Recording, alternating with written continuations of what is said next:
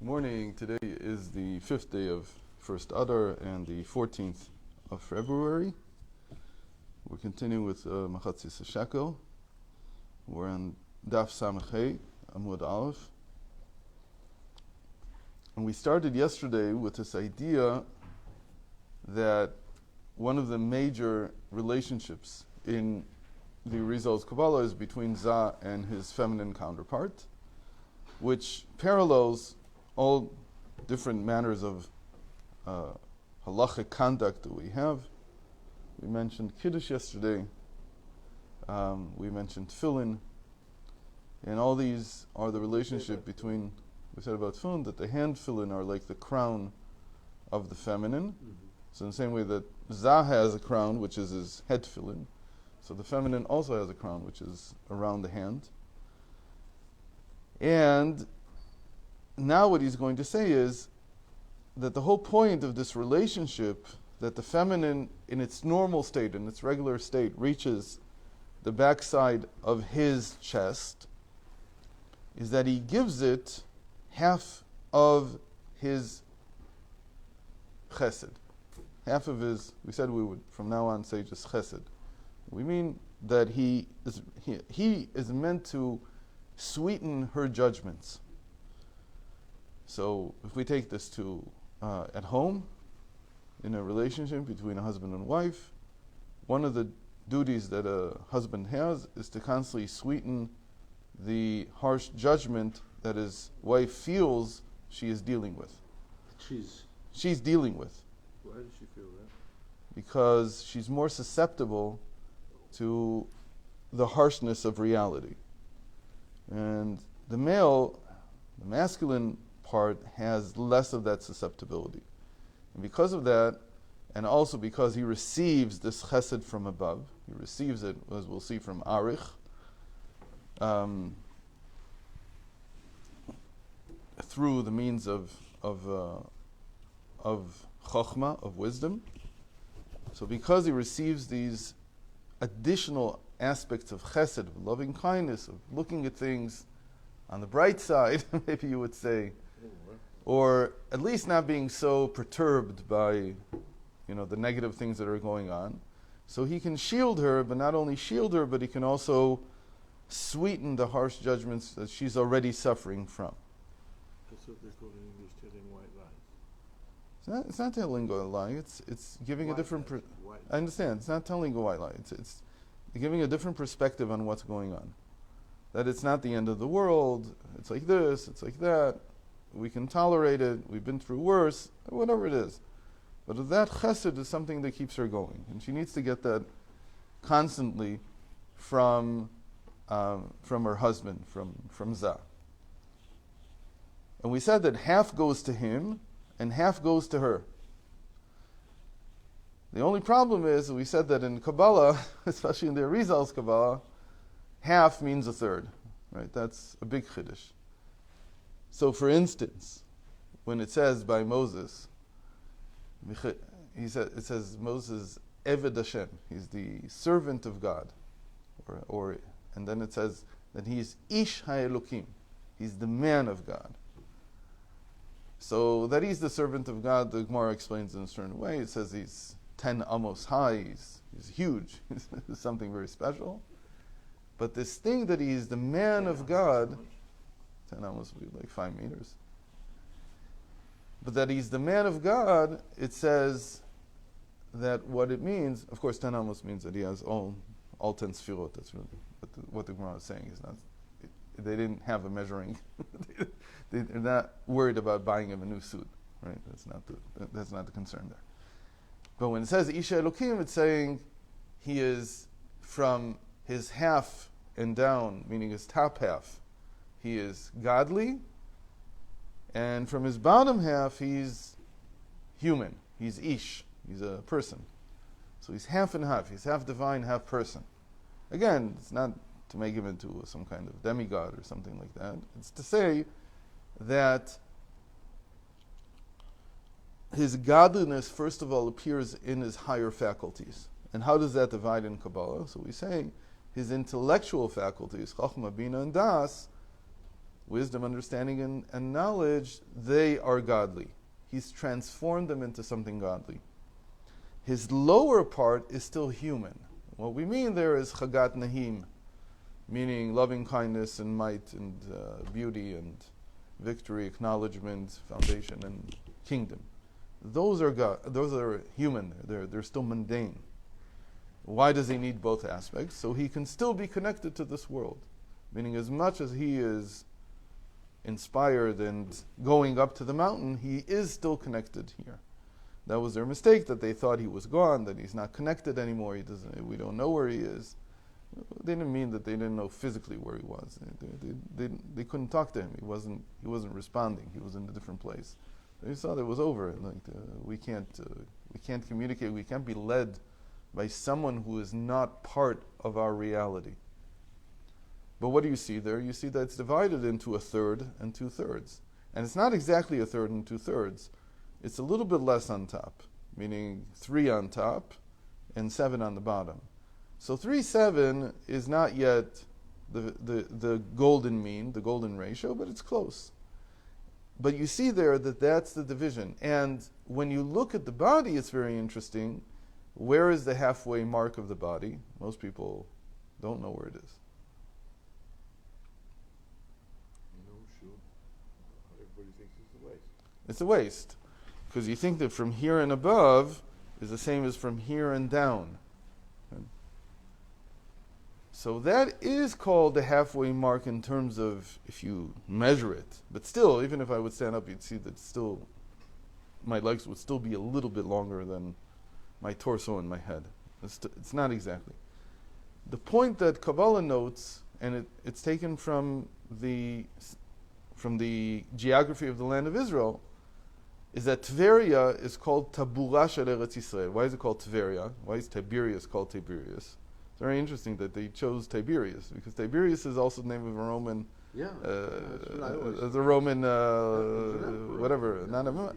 emperor, but it was the guy was the administrator of this territory for them.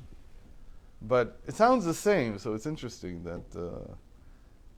So the sages said, no. This maybe it was derived from Tiberias. It could be, but in Hebrew the word means tabur. Tveria is from tabur, and tabur means the navel. So the navel of the land. Where's the navel? They say is in the middle of the land of Israel. So where's the navel in the person? So if you do down to the navel, you'll see that it's a third and 2/3. And that's one of the big things in golden ratio thought, that the body is also divided this way. And then if you take from the navel up to the top, then you see that down to the end of the head is a third, and then down to the navel is 2/3.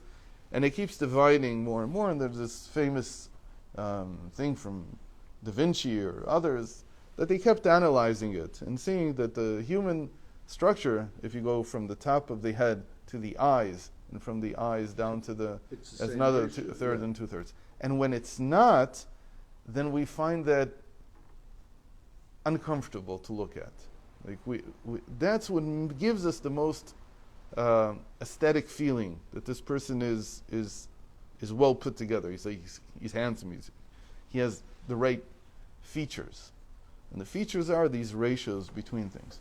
So when we say that half goes to Zan, half goes to his counterpart, his female counterpart, what we mean to say is the top third goes to him and the bottom 2/3 goes to her.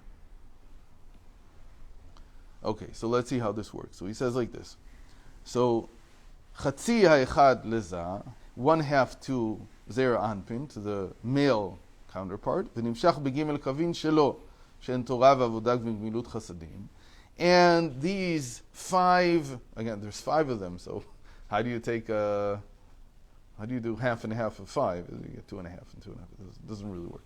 So a third and 2/3 also won't work so well, but it's not bad because it's 2 and 3.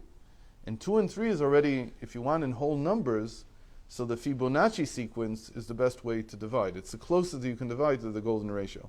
So then it starts 1, 1, and then 2, 3, 5, 8, and so on. So 2 and 3, any 2 consecutive numbers have the closest you can come in whole numbers at that size to the ratio. So we have 3 and 2. So that'll work if you have 5 things to divide it that way. That will be very close to the Fibonacci, to the golden ratio. So it comes down in 3 axes. Why? Because his 5 dimensions of chesed are going to be aligned according to the 3 axes of the Sfirot. But a lot of times we don't call them the 3 axes of the Sfirot. We just call them that the right axis is Gmilus Chasadim, means acts of kindness, and the left axis is Avoda, is service, and the middle axis is Torah. So that's what he calls them now. בשלושה קווים שלו שהן תורה ועבודה גמילות חסדים, והוא מחצית השקל הנשאר בזה. So he retains 1/2, which really means he retains the top third. How can it be a top third? Because if we have 3 things here, they're along 3 axes, each one of them divides into 3. So I have the acts of loving kindness dividing into 3 parts, because the right axis has 3 sfirot on it, right? It has chokhmah and chesed and netzach. The left axis, which you call devoda here, also has 3 sfirot on it: understanding and might and acknowledgement. Okay? And the middle axis, when we're talking about the middle part of it, has 3 sfirot also. What are the 3 sfirot in the middle? So we have tiferet and yesod and malchut. Or sometimes we'll start from dat, and we'll say dat and tiferet and yesod, which is, by the way, very much related to next week's parsha, sorry, not this week's, because the initials of tiferet, dat, tiferet and yesod are dati. Dati means somebody who's from, but when you go from the bottom up, it's yated. Yesod, tiferet, dat. And the next week's parsha, we'll learn about the spikes. And there's a famous sikha from the Rebbe where the spikes held down by their weight, or they actually stuck in the ground. This is a whole question and has different meanings. But anyway, this is a famous thing that you have these 3 on each of the axes. And if you divide it into a third and 2/3, it's very easy. The top third goes to Zah, and the bottom 2 sfirot on each axis, they'll go to the feminine counterpart. ומחצית החסדים נמשך לכתר דנוקבה, והוא כדי לעשות בהתעוררות להעלאת מן. And so, why does she need these cheseds? Why does she need these chasadim? Because here in this case, he's giving it to her in order to awaken her. What does that mean? It means that without his intervention, it's like she can't get out of bed in the morning. Like, the idea here is that there's certain things that for her to awaken to do, she has to receive some kindness from her partner, from her masculine counterpart. Where do we see something like that? So it's like saying that a woman who lives alone will not have the same initiative to pursue Torah and mitzvos. When does this become a problem? For instance, if there's a single mother, or if there's a widow and she has small children. So there needs to be someone to continually encourage her, give her that extra boost she needs in order to pursue that. And that's why one of the worst things that can happen is divorce, especially if the children stay with the mother, because even though she may be more nurturing, but when it comes to pursuing ideals, she doesn't usually have the energy to push that. It's more about keeping things the way they are, nurturing where they are, but not itorerut, not an awakening to do something greater.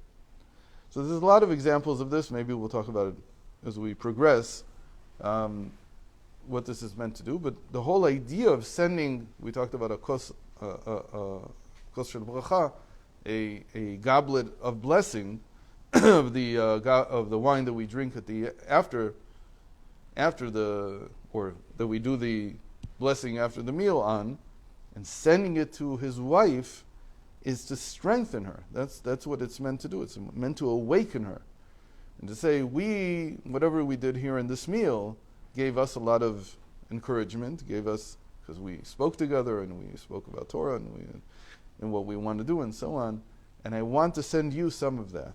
I want to give you also a part of that. וזהו המשך הפסוק על פי הסוד, כי תישא את ראש בני ישראל. And that's why the way that God commands Moses to tell the people to give half a shekel, he doesn't tell him, command the people to give half a shekel. He says, when you decide to lift, to elevate the head of the Jewish people, meaning count them, apparently that's what it means, but the pshat of the verse is to elevate them, to encourage them. So what's happening here? Moses is not the Zah. Moses is the Chokhmah. Moses is always the Bittul, is the power of Bittul in Am Yisrael. We'll see that he's more than that, but initially that's the way we understand him. He's the Yesod of Abba. He's the foundation of Chokhmah. He's the foundation of the Father. The Father is Chokhmah. So he's the one who has the 5 aspects of loving kindness, and he gives it to Zah. And then Zah is meant to give half of it to his female counterpart. But the whole point is that Zah and the female counterpart are the Jewish people. It's together. It's the masculine side and the feminine side. So how do you tell them to give a half a shekel? You tell them, I'm encouraging you, I'm lifting you, I'm elevating you. So he says that's the purpose of these aspects of kindness. They're meant to awaken us. They're not just meant to be a tax or a required tzedakah or something like that. They're meant to elevate you. So he says to Moshe, when you decide, say something in general, if you follow everything we do with Kabbalah, with Chasidus, someone would say it's the same thing as any mythology. What does mythology mean? Mythology means that you take some archetypes and you describe in the form of stories about, in regular mythology, gods or demigods. Sometimes there's also mortals involved. But you look at any mythology in the world, you'll see that the preponderance is to picture these archetypes as gods. So you look at the Indian mythology, certainly Greek mythology. As that too. I mean, I hate to say, I have a minor in classics in translation. I had, Bible as mythology. Right. And they fit us into those paradigms. So what's the big difference that they don't see? That we never turn these archetypes into gods. They're always human. So the Greeks were a little bit better than the Eastern mythologies, because some of their figures, like Achilles, like whatever, they're actually human. They were human, right. And they also understand to some extent that because the whole point of mythology is to explore human traits, human archetypes. Mm-hmm. Why are you making it into a god? Because you're idolatrous, because that's how you see the world. But the whole point of, if you want to call it Jewish mythology, you can. No, but it's different. But it's different because it's Jewish. You'd have to call it Jewish archetypology. I'm taking the archetypes from figures, actual human beings that lived, and it's true. I'm extracting the archetype out of them. So I'm saying, what is Moses' role in the world? He's the foundation. He's the foundation of Father. The foundation of Father could also be something in godliness. It doesn't have to be because it's an archetype. It could be everywhere. But I learn it from a human being. I'm not saying at any level that I'm somehow picturing God. No. That would be idolatrous.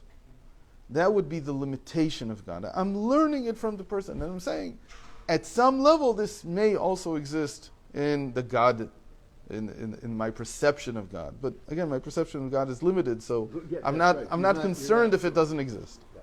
What I'm looking at, what I'm trying to understand, especially this is the way the Chasidus does it, is I'm looking to understand the human structure, the structure of the soul, how I function, and so on. So I'm always learning from people. So Moses here, he becomes an archetype. And in this case, the archetype that he's compared to in the Zohar is called the Yesod Abba, the foundation of Father. What is the foundation of Father? What is he trying to do? So the foundation of Father, think about it for a moment. You have a young couple who just got married. It's a famous joke, right? Before they get married, so the father wants to know who the young man is. So he invites him over for a conversation. I heard, yeah. And he says, so what are you going to make your living from? Hashem will provide. God will provide. And how God will provide? God will provide. So he comes out of the meeting and his wife asks him, so what do you think about him, this eligible young man who wants to marry our daughter? He says, I already like him. He says, why? Because he thinks I'm God. So, but that is how it works. You have to go, but that is how it works, because the couple in the beginning, they need the support of the father. That support, that's one way of picturing what the foundation of father. Foundation is where all the effluence comes out of a person. It's our sexual organs also, but it's other things. It's how we contribute to the world. So this young couple here, Zah and his female counterpart, they need to receive this loving kindness from the father figure in order to awaken. So first he receives it, and then he comes and he tells her, you know, we can do so much more than we've done. Okay, so we'll leave it at this here today, and God willing, we'll continue tomorrow. You know, such a read in universities, I don't know which one, some Ivy League school, maybe more. I have a minor in classes in translation. Okay? I did part of a semester at the end in ancient Greek, and I dropped it. It was too much going on. Now you can get a PhD In translation. in translation. Of course, Meaning, of course. that's ridiculous. Classic scholars were real scholars once. You know. Yuridas Adoros. Yep.